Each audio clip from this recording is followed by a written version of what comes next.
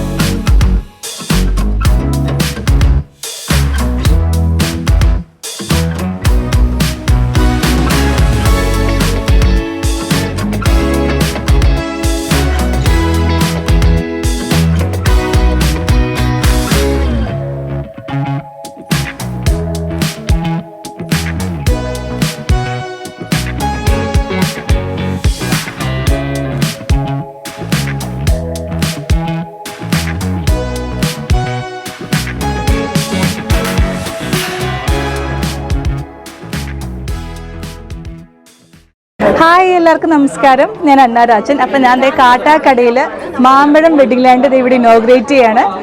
അപ്പോൾ എല്ലാവർക്കും advance happy Onam. അപ്പോൾ നമ്മുടെ കാട്ടാക്കടയിലും ഡെവലപ്മെൻറ്റിൻ്റെ ആദ്യ പടിയായിട്ട് തന്നെയാണ് നമ്മുടെ മാമ്പഴത്തിൽ ഇത്രയും വലിയ ഫ്ലോസ് ഇവിടെ ഇനോഗ്രേറ്റ് ചെയ്യാനുള്ള ഭാഗ്യം എനിക്കും ലഭിച്ചത്. അപ്പോൾ എൻ്റെ പേരിലും മാമ്പഴത്തിൻ്റെ പേരിലും ഹാപ്പി ഓണം.